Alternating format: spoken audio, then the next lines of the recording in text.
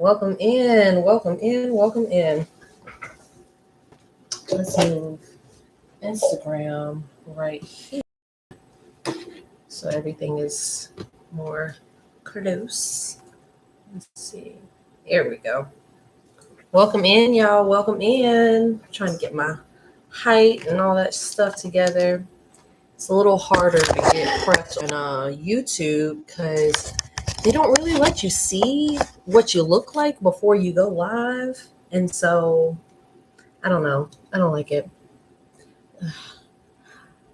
But it's okay because I'm just happy to have it. I'm happy to be there. I'm happy to be here with y'all. Welcome in.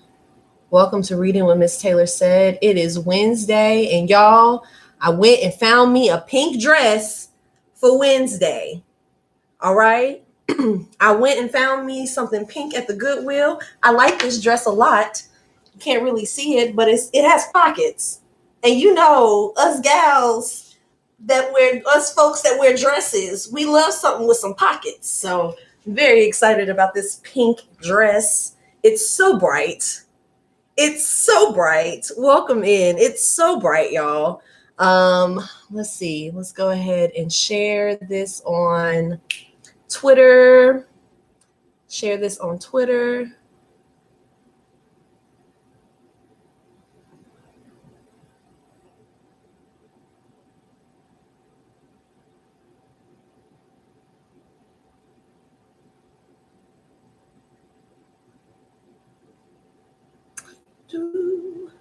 And I will share it on the chat of Snap. And y'all, I'm so excited about today. I'm so excited to be back. I always hate whenever I take a day off, but I needed it. I definitely needed it. I got some stuff squared away. So now the only thing that's on my plate is this right here. And I'm so excited. I'm so excited. Hey, y'all. Welcome in. Welcome in. We started relatively on time today. I'm really excited about that. And today my wine is Barefoot Fruit Scotto, the peach flavor. I've been enjoying this a lot. You know, just because I'm drinking wine on Wednesday doesn't mean it ain't cheap wine. It's going to be cheap wine, all right? But I had my wine for Wednesday. Gonna have me a little bit. And I made sure I ate this time and hydrated so that I would be able to have my wine with y'all today. Okay? So we got the wine going. Probably gonna need it. Not gonna lie to y'all. We are back. We are reading the book Adult Children of Emotionally Immature Parents. We're reading Adult Children of Emotionally Immature Parents. So, you know, it's already a tough one to get through. If you missed the last episode, go back on wherever you're watching, whether it's YouTube, whether it's Facebook, whether it's Instagram, you go back on whatever platform you're watching on, and you'll be able to find the previous episodes. We only have done this for one day. That was on Monday. We skipped Tuesday because I was exhausted, very exhausted. So, oh man, today has been a weird day for a lot of people. Like a lot of people have been having a really weird day, and I hope that this is a place of peace and chill and refuge. Even though we're gonna be talking about some tough topics, you know, I hope that it's still going to be a place of, you know, enjoyment today. I appreciate y'all watching. I appreciate y'all being here. And I'm so excited. I'm so excited to be here. I'm so excited. I'm so excited that I found my pink. Like, I always struggle with pink clothing, which is surprising because it used to be my favorite color. But yeah.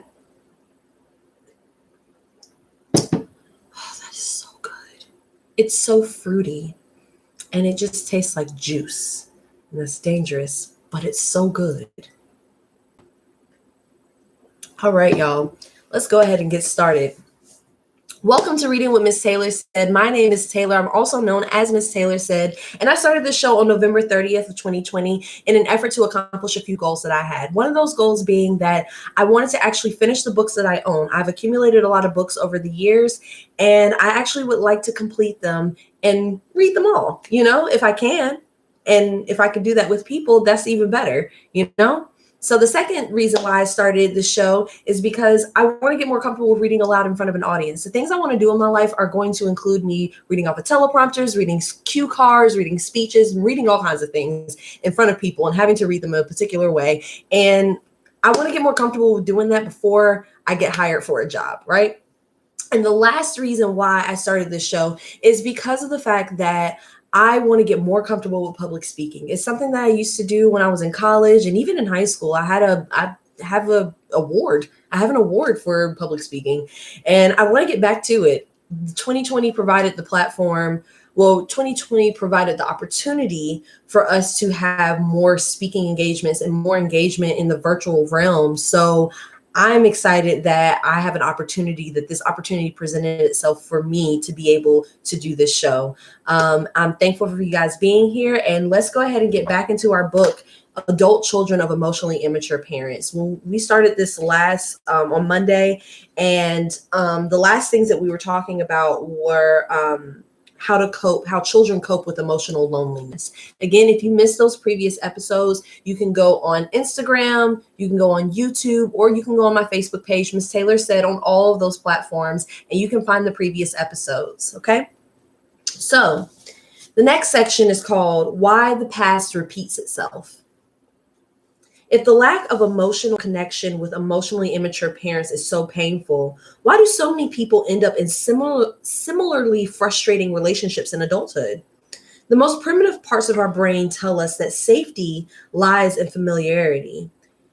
We gravitate to situations we have had experience with because we know how to deal with them. As children, we don't recognize our parents' limitations because seeing our parents as immature or flawed is frightening. Unfortunately, by denying the painful truth about our parents, we aren't able to recognize similarly hurtful people in future relationships. Denial makes us repeat the same situation over and over because we never see it coming the next time. Sophie's story illustrates this dynamic well. Sophie's story. Sophie had been dating Jerry for 5 years. She had a great job as a nurse and felt lucky to have a long-term relationship. At 32, she wanted to get married, but Jerry was in no hurry. In his mind, everything was fine the way it was. He was a fun guy, but he didn't seem to want emotional intimacy and usually closed down when Sophie brought up emotional topics. Sophie was feeling deeply frustrated and sought therapy for help in figuring out what to do. It was a difficult dilemma. She loved Jerry, but she was running out of time to start a family. She also felt guilty and worried that she was asking for too much. One day, Jerry suggested that they go to the restaurant they had gone to on their first date. There was something about the way he asked that made Sophie wonder if he might propose. Sophie barely made it through the dinner trying to contain her excitement. Sure enough, after dinner, Jerry pulled a small jewelry box out of his jacket pocket. As he pushed it across the linen tablecloth, Sophie could hardly breathe. But when she opened the box, there was no ring, only a small square of paper with a question mark on it. She didn't understand. Jerry grinned at her. Now you can tell your friends I finally popped the question. Are you proposing? She asked in confusion. No, it's a joke. Get it? Oh, this is sick. Sophie was shocked, furious, and deeply hurt. When she called her mother and told her mother about the incident, her mother actually sided with Jerry, telling Sophie it was a funny joke and she shouldn't be mad. I honestly cannot think of a single situation where this would be a good joke in a relationship. It's too deflating and demeaning, but as Sophie recognized later, her mother and Jerry had a lot in common in their insensitivity to people's feelings. Every time Sophie tried to tell them how she felt, she ended up feeling invalidated. In therapy, Sophie began to see the parallels between her mother's lack of empathy and Jerry's emotional insensitivity. She realized that in her relationship with Jerry, she had re-entered the emotional loneliness she'd felt as a child. She now saw that her frustration with Jerry's emotional unavailability wasn't something new. It was as old as her childhood. Sophie had felt that sense of unconnectedness her whole life. Listen, Sophie, I get it, girl. Me too, sis. Me too. There's something. Listen, sis, specifically the boyfriend and the mama. the boyfriend and my mama having so many similarities. I joke with my friends, and this is about to get into my personal business, but whatever. I don't even joke with my friends. After going through doing my work, my emotional work and everything, and examining my relationships, because I spend so much of my brain power doing that, I realized that one person that I dated in the last let's see,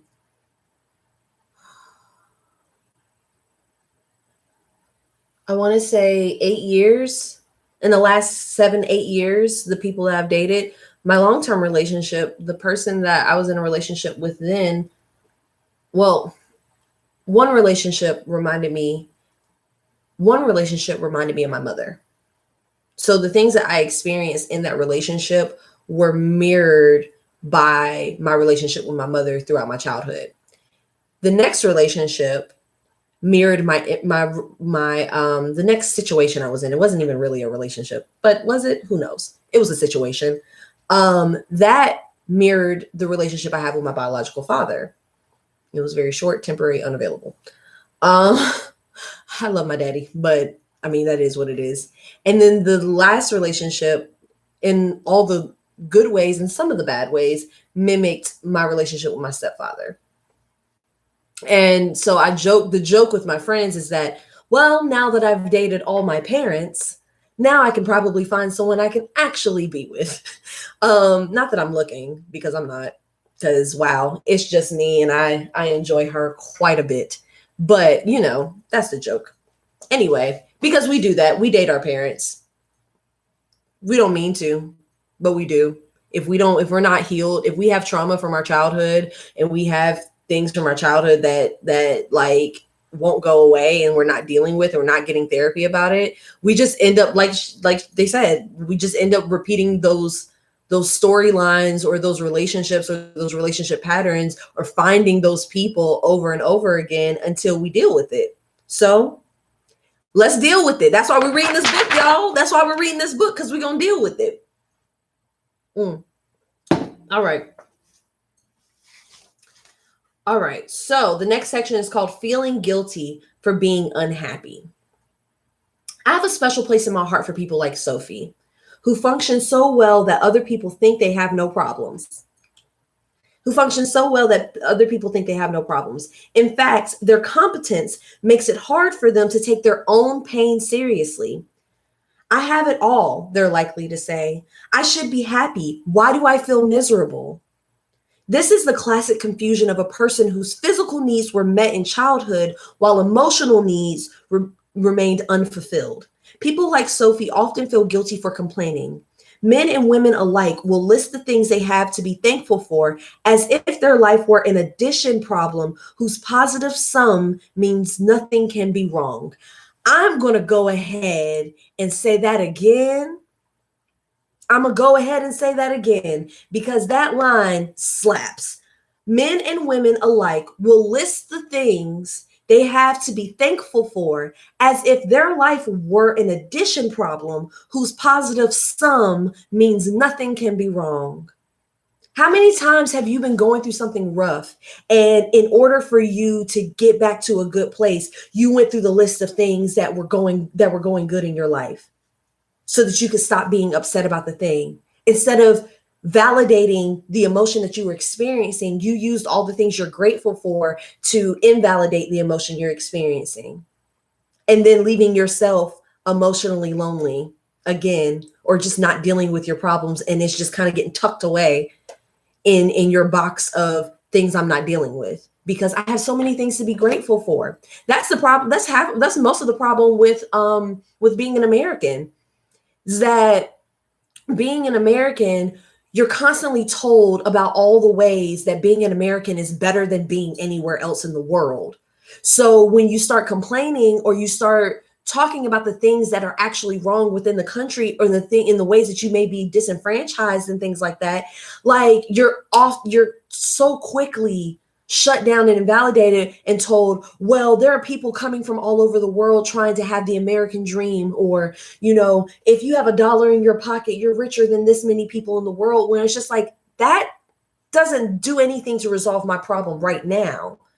That doesn't do anything to resolve the fact that there are laws in place to make my life harder. That doesn't do anything to resolve that. Me being grateful for all the good parts of my life doesn't cancel out what I'm actually experiencing. But a lot of times people will use that.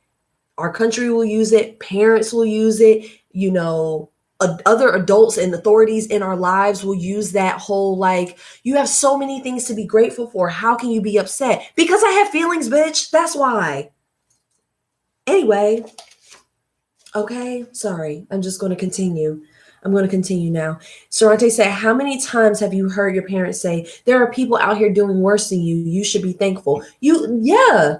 But my thing is, I can be thankful for a lot of things. I spend a lot of my time giving thanks when I'm not upset, when I'm fine. Because here's the thing about gratitude. Gratitude should not be used as a weapon to invalidate pain. Ooh, let me say that again. Let me say that again, because I think somebody is going to need to hear that. Gratitude should not be used as a weapon to invalidate pain. And oftentimes we do that because we're all stuck in the state of survival. We're all stuck in this state of survival. And it's like we keep trying to push past the feelings, push forward, because, and all of this psychology in the United States is not specific to everyone else, but the patients in the United States have a different condition than in other countries because our existence in this country is a gaslight. So we're constantly being told things while other things are actually happening, and being told we should believe these things and should be grateful for all these things when there are all these bad things are happening, or my needs are not being met. My needs are not being met, but because the person that's supposed to provide that need for me is ineffective or doesn't have the sufficient amount of whatever they need to provide that need for me, they're going to try to distract me from the fact that my needs are not being met and tell me you should be grateful for this. Therefore, gratitude is being used as a weapon. And then you sit back and realize a lot of people are not telling you to show gratitude outside of like Thanksgiving, when you're upset, when you have to remember why you are happy or why you're in this world. Like, people tell you to express gratitude when you need gratitude, rather than just telling you to express gratitude because you're grateful for whatever it is. But people have all these rules and all these boxes on things, and just everybody's trying to organize everyone else into these different boxes. And so even our gratitude gets organized into a box that doesn't need, you can literally be grateful because, wow, these lights, they're shining and they actually worked when I plugged them in. Thanks. You can be grateful for anything. You can be grateful for anything at any time. You can be grateful for good things and bad things. You can be grateful for anything, but to use gratitude as a way to invalidate what you're going through is never, ever going to be to your benefit, because there's always going to be something that's not being addressed when it actually does need to be addressed. I'm going to continue. But they can't, men and women alike will list the things they have to be thankful for as if their life were an addition problem whose positive sum means nothing can be wrong. But they can't shake the feeling of being fundamentally alone and lacking the level of emotional intimacy they crave in their closest relationships. By the time they come to see me, Lindsay, some of them are either ready to leave their partner or are involved in an affair that gives them some of what they need. Others have avoided romantic relationships altogether, seeing emotional commitment as a trap they prefer to stay out of. Still, others have decided to stay in their relationship for their children and come to therapy for help in learning how to be less angry and resentful. Few of these people walk into my office with the thought that their lack of satisfying emotional intimacy started in childhood. They're usually mystified as to how they ended up in a life that doesn't make them happy. They struggle with feelings of selfishness for wanting something more out of life. As Sophie initially said, relationships are always going to have frustration. It works, right? She's partly right. Good relationships do take some effort and forbearance, but it shouldn't take work just to be noticed. It shouldn't take work just to be noticed. Making an emotional connection ought to be the easy part. That makes me think about that show that came out last year, Love is Blind, and how when they deprived people of, the visual, they literally, the only thing they had was to be able to talk to each other, and they couldn't see anything, so they couldn't come up with any biases about the people. They just literally had each other to talk to in order to create their emotional connection. And I think about that because making an emotional connection ought to be the easy part. So if you are deprived of everything except the emotional connection, if that comes to you easy, the rest of everything should work out, because the baseline and the foundation of what you have with that person is the easy part.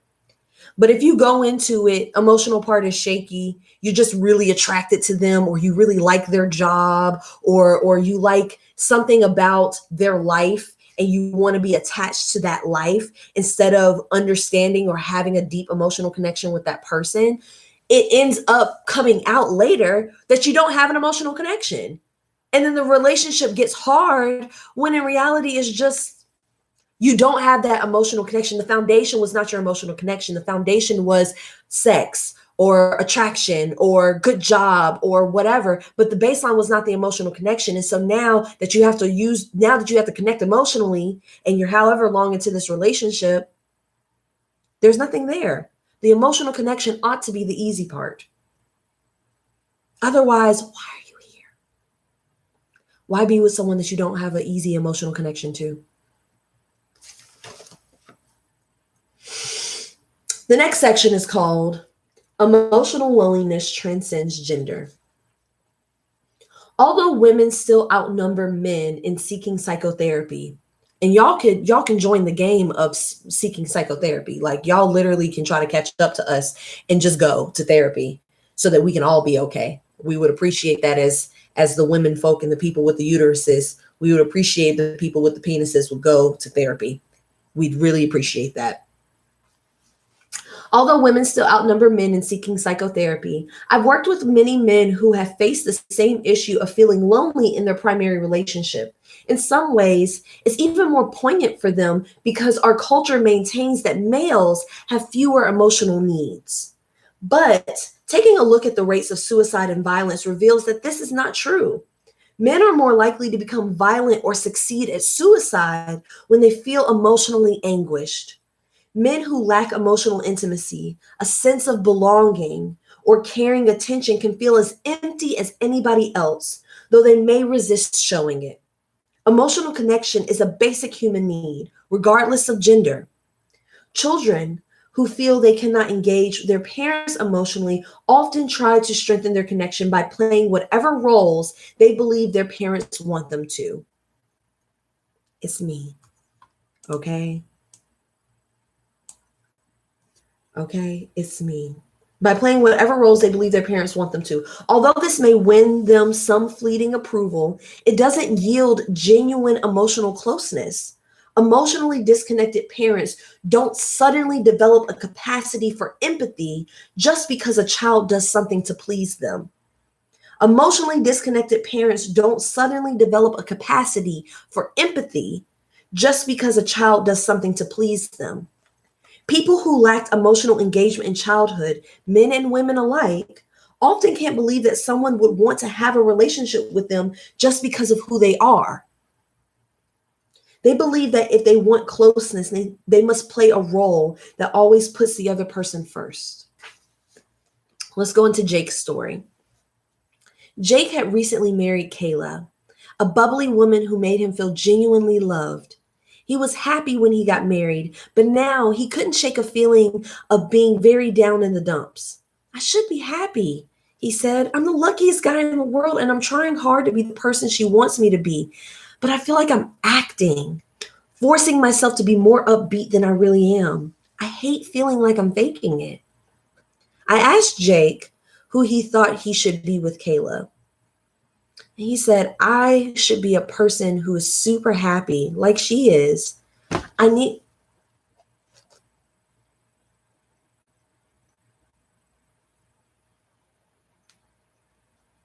Sorry about that, y'all. Sorry about that. Instagram just full out shut down on me. Hopefully the video's still there. Oh, the video's there. Okay. Well, I was really into this. It's all right, though. We'll get it right back up. It ain't no problem. It ain't no problem.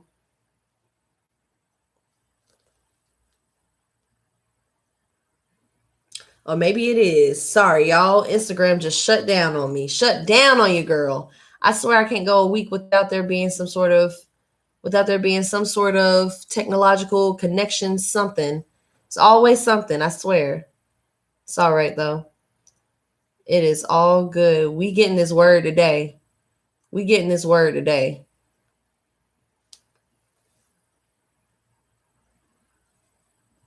All right, Instagram, you doing all right? You good, Instagram? You sure? All right. Y'all good over here on Facebook? Y'all sure?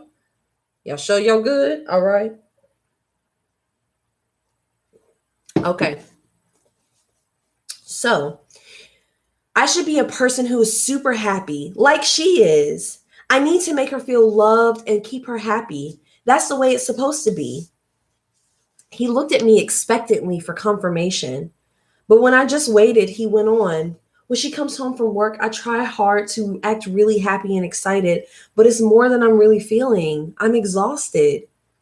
I asked him what he thought would happen if he were to honestly tell Kayla about the strain he felt. And he said she would be devastated and furious if I tried to talk to her about it. I told Jake I believe sharing his honest feelings might have enraged someone in his past, but it didn't sound like how Kayla would respond. It sounded more like he had told me about his angry it sounded more like what he had told me about his angry mother who was quick to blow up if people didn't do what she wanted. Jake's secure relationship with Kayla was tempting him to relax and be himself, but he was sure that his relationship would suffer if he stopped trying so hard. When I told Jake that maybe this safe new relationship was giving him a chance to finally be loved for himself, he was uncomfortable with the reference to his emotional needs. He looked embarrassed and said, when you say it like that, I sound pitiful and needy. During childhood, Jake had gotten the message from his mother that showing any emotional needs meant he was weak. Further, if he didn't act like she wanted him to, he felt inadequate and unlovable. Jake was eventually able to understand his feelings and become more genuine with Kayla, who totally accepted him. But he was astounded by how much anger towards his mother we had unearthed. I can't believe how much I hated her, he said. What Jake didn't realize is that hate is a normal and involuntary reaction when somebody tries to control you for no good reason. Hate is a normal and involuntary reaction. Okay. Hate is a normal and involuntary reaction when someone tries to control you for no good reason. It signals that the person is extinguishing your emotional life force by getting his or her needs met at your expense. Ooh. Y'all want to unpack that? Y'all want to unpack that before we go? Before we go on to the next section? All right, let's unpack it. Okay, so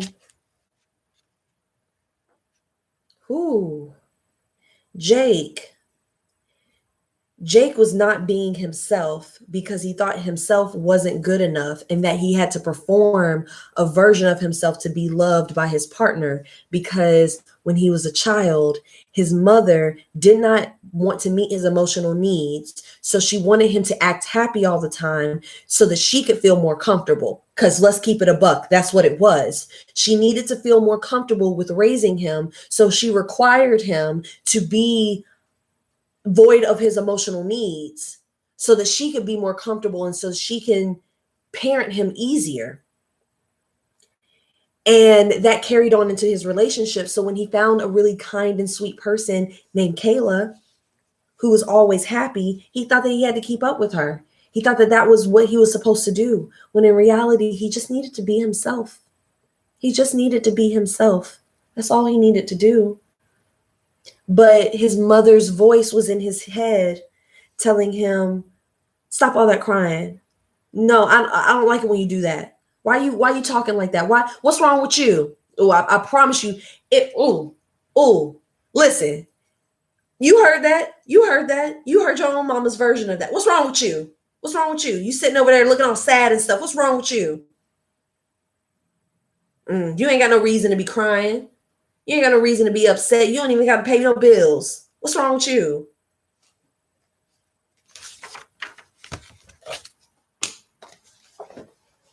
And then you go and meet a person who does not require anything of you except for you to be yourself. And it is terrifying because you don't even know who you are without the performance of trying to please your mother. So when you get to somebody, I know, I feel bad for Jake. When you get to somebody that doesn't require anything of you except for you to just show up and be you, it's like, what sorcery is this? Who sent you? When's the ball going to drop? When's the rug going to be pulled from up underneath me? When's the other shoe going to drop? What's going to happen where you trick me and let me know that it's not okay for me to be myself? Or I fix your face. Yeah, fix your face. Fix your face. How do you fix your face?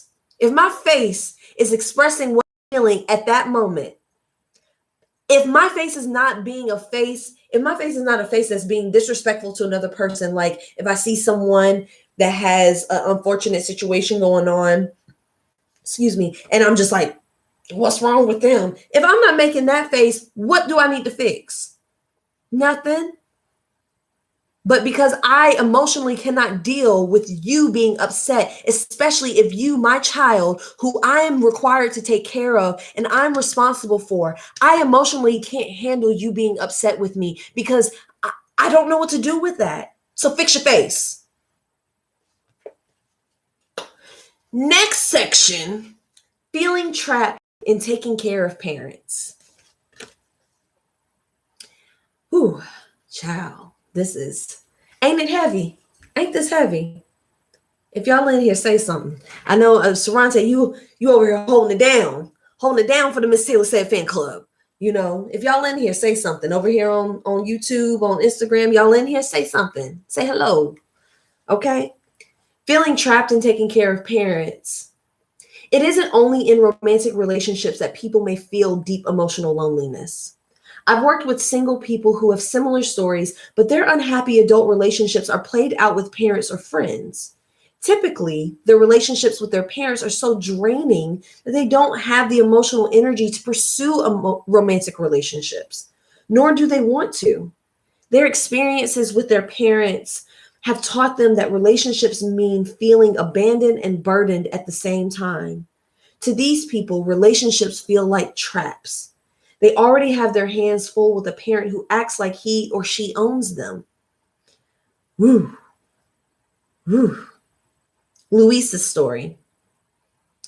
Luis, a single school teacher in her late 20s, felt completely dominated by her controlling mother, a gruff ex-police woman who expected Luis to live with her and take care of her. Her demands were so excessive that Luis started having suicidal thoughts.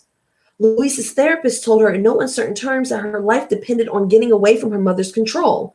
When Luis told her mother she was leaving, her mother said, "That's not going to happen. You'd feel awful about yourself. Besides, I can't get along without you."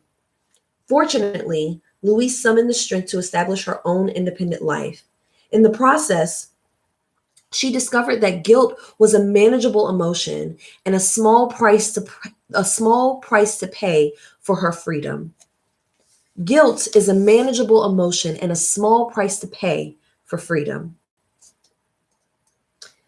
Okay? I feel like that was pretty plain. I don't have any notes. The next section, this is this is going to tap into a lot of the stuff that we were saying in the previous books, where we were talking about trusting your intuition, trusting your instincts. This next section is going to talk about why you don't, or you haven't, or you may not have before. Not trusting your instincts. Emotionally immature parents don't know how to validate their child's feelings and instincts. Without this validation, children learn to give in to what others seem sure about. As adults, they may deny their instincts to the point where they acquiesce to relationships they don't really want. They may then believe it's up to them to make the relationship work. They may rationalize why they have to try so hard in the relationship as though it were normal to struggle daily to get along with your mate. While effort is needed to maintain communication and connection in a relationship, it shouldn't feel like constant, unrewarding work. The truth is, if both partners fit each other, understand each other's feelings, and are positive and supportive, relationships are primarily pleasurable, not arduous. It isn't asking too much to generally feel happy when you see your partner or look forward to time together. When people say you can't have everything, they're really saying they don't have what they need.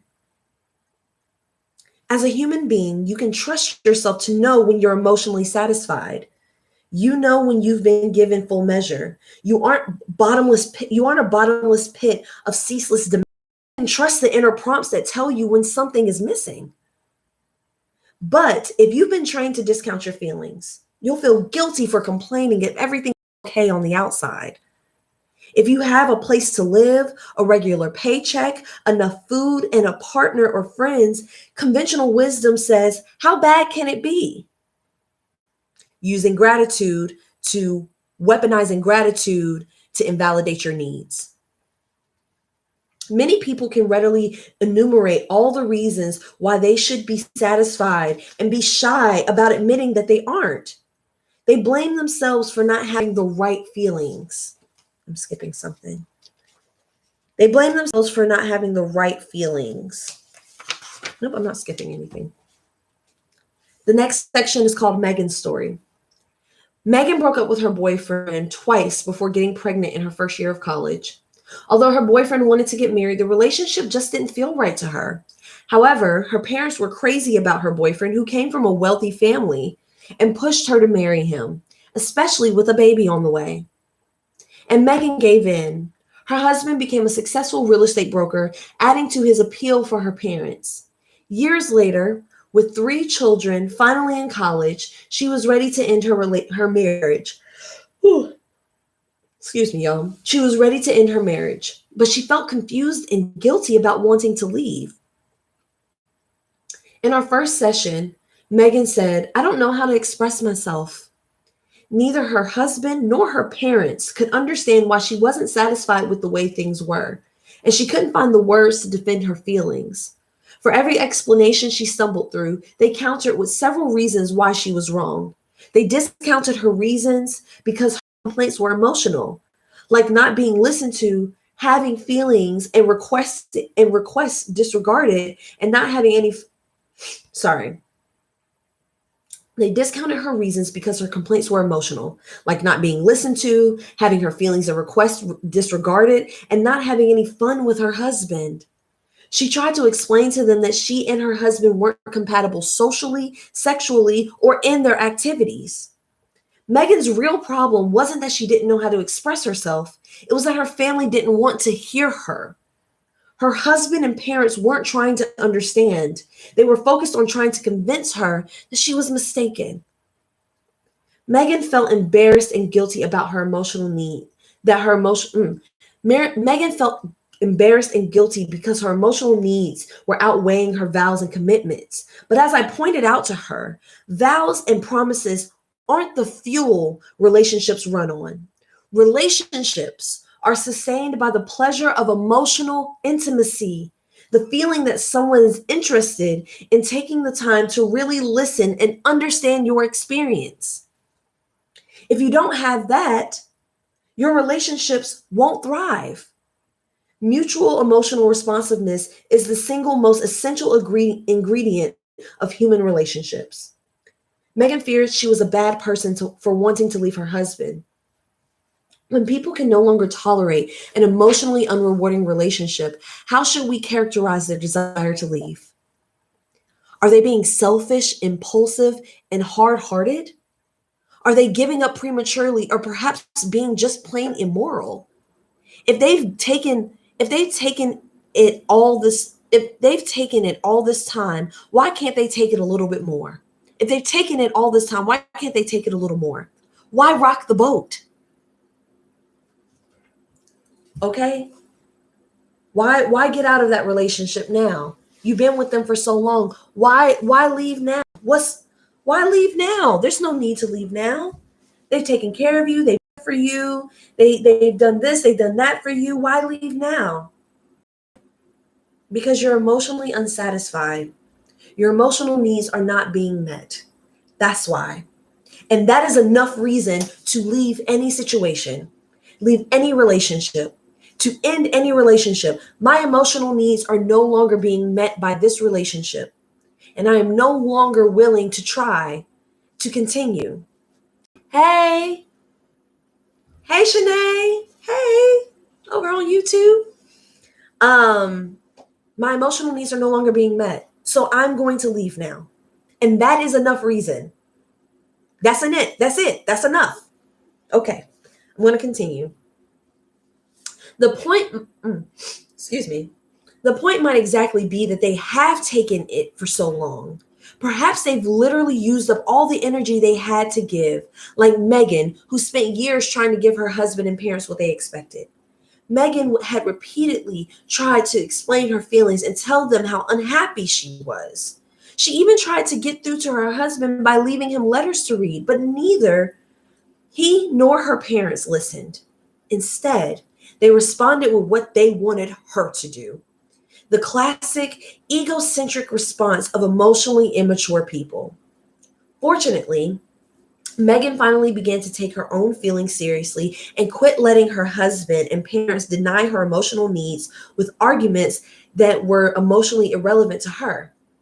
When Megan finally realized what she really wanted from a relationship, she shyly told me, "I want to matter the most to someone. I want someone to want to be with me. I want to matter the most to someone. I want someone to want to be with me." That's so powerful. I want to matter the most to someone. And while that's like, it sounds like a hard ask. Is it? Is it a hard ask if you're willing to have a high standard for your emotional needs being met? It may be hard to find, but when you find the right person that wants to meet your emotional needs, whether that's romantically or platonically, when you meet the right people that want to meet your emotional needs, it's not a hard ask for you to matter the most to them, because they're just as happy as you are to be in their life. They're that happy to be in your life as well. And that's out there. There's out there in all kinds of relationships. So I'm going to continue. She said, "I want to matter the most to someone. I want someone to want to be with me." Then she looked confused and said, "Is that too much to ask? I really don't know." Since childhood, Megan had been trained to think that her natural desire to feel special and loved was selfish. Throughout her marriage, her husband reinforced this by telling her that she wanted too much and her expectations were too high, until she stopped believing that he knew more about her than she did. Ooh, Megan, you go, girl. Let's see how much more we have left in this chapter. Ooh, y'all, we actually can finish this chapter today. We might can finish this chapter today. Let's see, we have a few more pages. Unless we do a chapter a week. No, we'll figure that out. I'm just going to keep reading. I'm just going to keep reading until we go. If you're just now joining us, we're reading Adult Children of Emotionally Immature Parents. Welcome to Reading with Miss Taylor Said. If you're just now joining us, we're reading Adult Children of Emotionally Immature Parents. So the next section is called Lacking Self-Confidence Due to Parental Rejection. When parents reject or emotionally neglect their children, these children often grow up to expect the same from other people. They lack self-confidence that others could be interested in them. Instead of asking for what they want, their low self-confidence makes them shy and conflicted about seeking attention. They're convinced they would be bothering others if they tried to make their needs known. Unfortunately, by expecting past rejection to repeat itself, these children end up stifling themselves and promoting more emotional loneliness. In this situation, people create their own emotional loneliness by hanging back instead of interacting. As a therapist, my job is to help them realize how their parents have damaged their self-confidence while also encouraging them to tolerate the anxiety of trying something new in order to connect more with others. As the next two stories show, people are capable of doing this. It just may not occur to them to reach out because they simply don't have that much experience with other people helping them feel better. So Ben's story. Ben had suffered from anxiety and depression for much of his life. He characterized his mother as a rejecting woman who kept him at arm's length. She was imperious and had made it clear that he had no place in the family pecking order. As a child, Ben's needs and feelings simply weren't a primary concern, and he was expected to wait until the adults were ready to pay attention to him. Fortunately, Ben married a kind and affectionate woman, Alexa. Sorry if I turned on your thing just now. But he was baffled as to why she had chosen him. As he put it, I'm not a very interesting person. I don't know why Alexa likes me. I'm not exactly a nobody, but the way Ben's voice trailed off indicated that he saw himself as someone who could be easily overlooked and be taken for granted. Ben's childhood experience of his mother's rejection had clearly deflated his self-confidence. Further, it had convinced him that others would find his emotional needs as repugnant as his mother had. One day in session, Ben talked about how unhappy and overwhelmed he was feeling. When I asked if he confided in Alexa about how he was feeling, he said, "No, I can't. She's got her own stuff to deal with. I don't want her to see me as this wuss who can't deal with his own issues." When I said it seemed unlikely that Alexa would do that, he agreed. "I know she loves me for just being myself, but I don't feel that way about myself." When I suggested to Ben that he could try opening up to Alexa, given how supportive she was, he told me he thought he should be more self-reliant, saying, "I should be able to weather this on my own. Isn't it up to me to meet my own emotional needs?" What a lonely thought. Let me go turn my air off because it's being real loud and rude. So I'll be right back.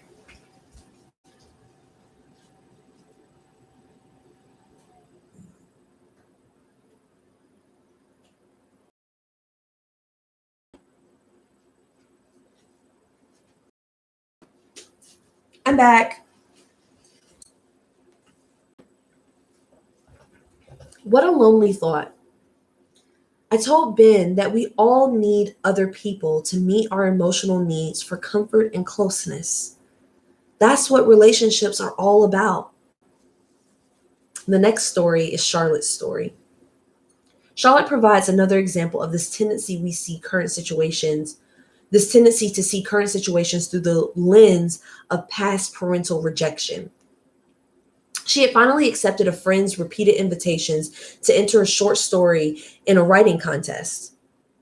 She was sure the judges would reject her work, even though she was a successful newspaper journalist. To her astonishment, she won. For Charlotte, this stirred up painful memories of all the times in childhood when she was criticized and shamed by her parents for trying to stand out. Her parents weren't capable of emotional support and instead found reasons to disparage her accomplishments. Now, even as she was thrilled about her award, she simultaneously felt terrified that someone would step forward to mock her or expose her as undeserving.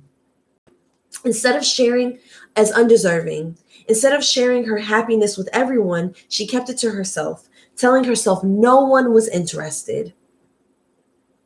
Baby, when I tell you that is a lot of why I took so long to do this, because it was just like I was literally told, not by a parent, but by a partner, like, that's not really a good idea. But he projected that onto me because his parents did that. His parents rejected him.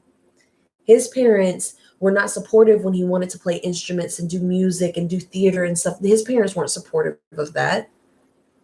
And so he projected that onto me.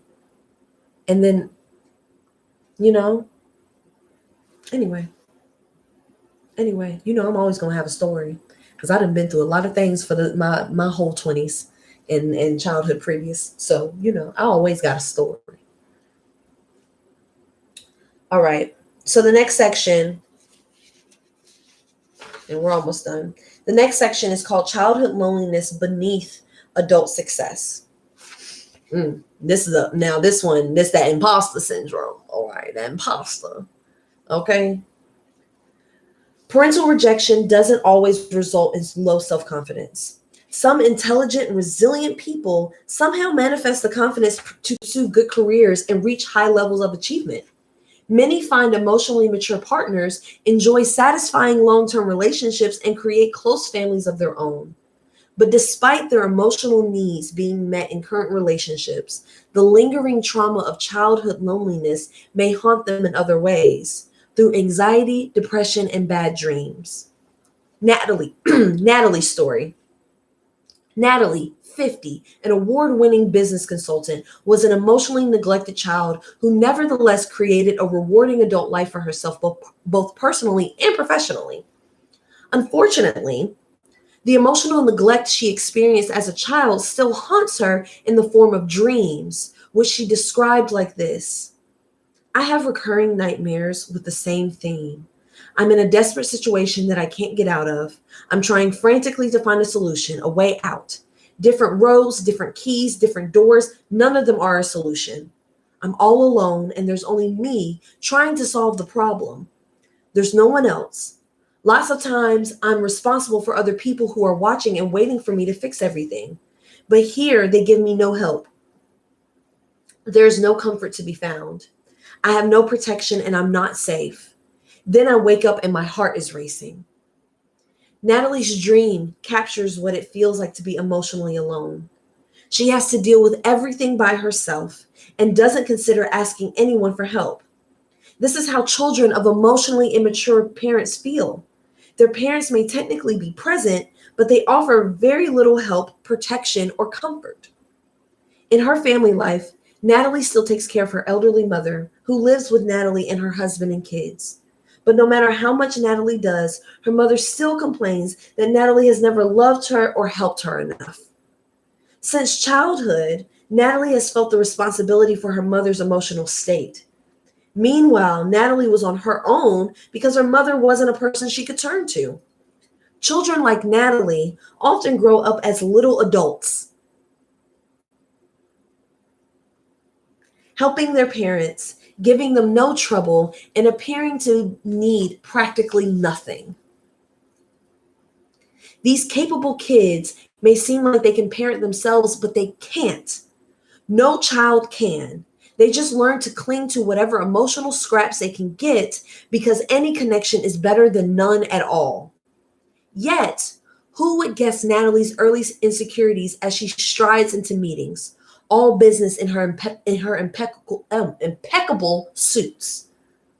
She has a good marriage, successful children, and close friendships. She knows how to relate to people from all walks of life, and her emotional intelligence is off the charts. Natalie's dreams pull back the curtain to reveal the emotional loneliness that remains within her. Despite creating a fulfilling adult life, inside she remains vulnerable to anxieties about being alone and unsupported. Not until she was nearly 50 did she begin to understand how her relationship with her mother fueled her underlying feelings of anxiety. That was one of the most meaningful discoveries of her life. Finally, She saw the reason for those nightmares. Ooh, last section, y'all. Oh, we're doing good on time too. All right. Y'all still with me? Y'all still with me? Because that was relatable for myself. Welcome in, welcome in. We are finishing up the first chapter of Adult Children of Emotionally Immature Parents. So the last section is called Why It Feels So Bad to Live Without Emotional Connection. There's a reason why people have such a strong need for emotional connection with others. Throughout human evolution, being part of a group has always meant more safety and less stress. Our ancestors who most disliked separation were more likely to survive because they enjoyed the safe feeling of being close to others. Early humans who didn't mind isolation, on the other hand, may have been comfortable with more distance than was good for their survival. So when you're longing for a deep emotional connection, remind yourself that your painful feeling of aloneness is coming not just from your individual history, but also from, okay, well, Facebook just dropped out on me.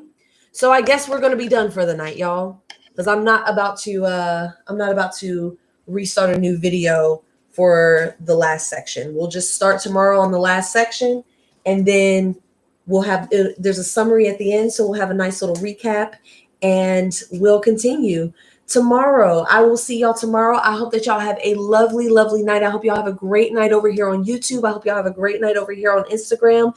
If you want to watch the playback, it's going to be posted in just a moment. And I hope y'all have a great day. See y'all tomorrow. Bye.